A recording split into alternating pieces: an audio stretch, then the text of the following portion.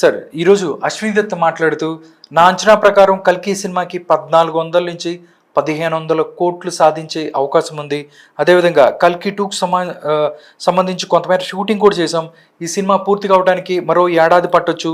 ప్రస్తుతానికైతే మా ఆలోచనలు కల్కి 2 వరకే ఉన్నాయి. పార్ట్ 3 గురించి ఇంకా ఆలోచించలేదు. ఇది ఆయన చెప్తున్న మాటలు. అంటే 14 నుంచి 1500 కోట్లు నిజంగా అంటే వాళ్ళకున్న సినిమా మీద ఉన్న నమ్మకం చెప్తుంది. అంటే 1500 కోట్ల దాకా కూడా వచ్చే అవకాశం ఉంది. అంత స్టామినా ఉందంటారా సినిమా? వాళ్ళు చెప్తారండి. వాళ్ళు అంటే 1000 కోట్లు కట్ చేస్తుంది ఆల్ టుగెదర్. అంటే 1500 కోట్లు అంటే ఇక్కడ మీకు ఒక చిన్న డిఫరెన్స్ చెప్పాల్సి ఉంటుంది. ఓకే, ఒక పరిశీలకుడుగా బాహుబలిలో ఉన్నటువంటి ఆ మజా దీంట్లో ఉండదు. దీంట్లో అంతా కొత్తదనం, బాగా ముగ్గురు లోకనాయకులు వచ్చి పెర్ఫార్మ్ చేస్తుంటే కళ్ళు తిప్పుకోకుండా చూసాం. కానీ Baahubali is visual wonder. Repeating audience ఉంటారు. వెళ్ళి ఆ బాహుబలిలో కూర్చుంటే ఇంకో ప్రపంచంలో గెలిపి హాయిగా ఎంజాయ్ చేస్తాం మనం. తర్వాత అందరూ అందగాళ్ళే అందులో. రాజు, ఇది మహేంద్ర భూపతి గారి వీరందరూ కూడా చాలా కన్నుల కింపుగా ఉంటారు అన్నమాట.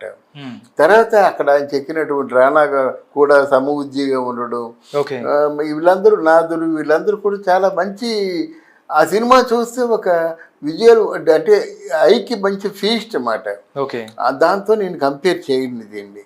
ఒక 1000 కోట్లు మాత్రం ఈజీగా వసూలు చేస్తుంది. తర్వాత రిపీటింగ్ ఆడియన్స్ దీనికి ఎక్కువ ఉండరు. చూసిన తర్వాత ఒక మంచి జ్ఞాపకంగా పెట్టుకుంటారు. కానీ మళ్ళీ నాగాశ్విన్ తాలూకు రెండో సినిమా ఏదైనా ఈ కల్కి కాకుండా వచ్చినట్టయితే దాని మీద ఎక్స్పెక్టేషన్స్ ఉంటాయి చూడండి. బిజినెస్ కానీ ఏదైనా సరే చాలా బాగుంటాయి అన్నమాట.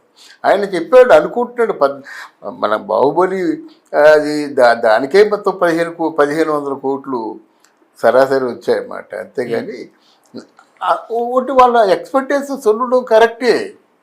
పుష్పాన్ని ఊహించి సినిమా తీశారా?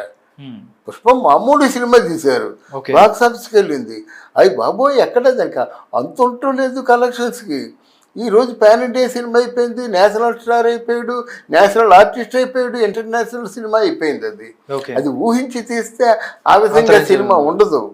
మీ ప్రయత్నం మీరు చేయాలండి, రిజల్ట్ వదిలేయడం మనం. Okay sir.